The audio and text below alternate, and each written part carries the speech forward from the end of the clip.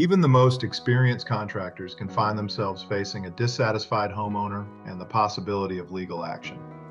Construction projects involve countless variables, and disputes can arise over workmanship, delays, change orders, expectations, or alleged defects.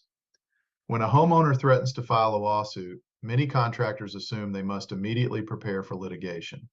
However, Georgia law provides an important opportunity for contractors and homeowners to address construction-related disputes before the matter reaches the courtroom.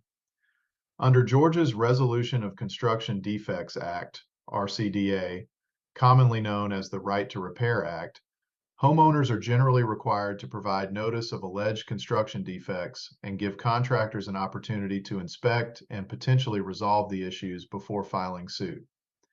For contractors, understanding the RCDA is critical.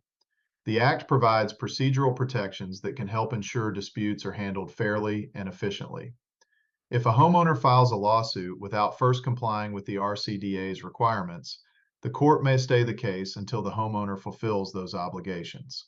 At the same time, contractors should be aware that the Act does not extend or suspend applicable statutes of limitation. Compliance with the RCDA may be tedious and time-consuming, but it is not difficult. The statute provides as follows. RCDA Section B. The process starts with a semi-formal notice of claim submitted in writing by the homeowner. The contractor is required to respond in writing within 30 days, or else the homeowner has a green light to file suit. The response must contain either 1, an offer to pay for and/or repair the issue, or 2, a demand to inspect the impacted areas of the property. RCDA Section E. If the contractor demands an inspection, which will happen in almost every non-trivial case, the homeowner must provide reasonable access. The contractor must endeavor to complete the inspection within 30 days, though the Act does provide for the inspection to be completed within a reasonable period, even if it takes longer than 30 days. The contractor is allowed to engage in destructive testing if necessary to evaluate the claim, but the contractor must restore the property to its pre-testing condition. RCDA Section F. Within 14 days after the inspection is completed, the contractor must make a written offer to pay, repair, or a combination of the two, or the contractor must certify in writing that they will proceed no further to attempt to inspect or remedy the claimed defects with an explanation. Failure to timely comply with this provision will authorize the homeowner to file suit. If the contractor makes an offer and the homeowner does not timely reject the same, then the homeowner will be deemed to have accepted that offer. RCDA Section J. If the homeowner rejects the contractor's offer, which rejection must be in writing and must contain an explanation of why said offer is being rejected, the contractor has an opportunity to make a supplemental offer to repair and/or pay. Such supplemental offer must be made within 15 days of receipt of the homeowner's rejection, but the Act does not mandate that it be in writing, though that's a good idea for obvious reasons.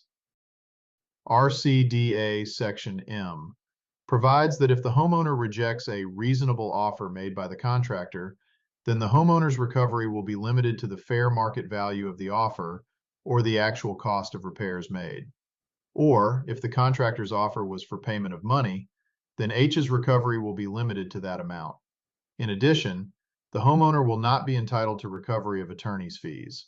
The RCDA provides that whether an offer is reasonable will be determined by the trier of fact. Finally, it should be noted that the RCDA Section P does provide that the homeowner and the contractor may make a written mutual agreement to deviate from the process established by the Act at any time after the homeowner makes the first demand. However, as a practical matter, the RCDA favors contractors so heavily that the contractor generally has little or no incentive to agree to a different procedure. The most likely scenario where a contractor might be convinced to a more streamlined procedure, or possibly arbitration, might be where the cost/value of the repairs is relatively low. Every person in this country has a constitutional right to represent themselves in any and all phases of a legal or quasi-legal proceeding, and navigating a homeowner-contractor dispute under the RCDA is no exception. However, Serious legal rights are implicated in the RCDA, and there are traps for the unwary, particularly as relates to timing issues. The wise contractor will engage qualified legal counsel to assist with such a claim at the earliest opportunity. This video is for educational and informational purposes only and does not constitute legal advice. Viewing this content does not create an attorney-client relationship. Laws vary by jurisdiction and change over time. Additionally, the information presented in this video relates primarily to Georgia law and may not apply in other states or jurisdictions. Consult a qualified attorney regarding your specific legal situation before taking any action based on the information presented.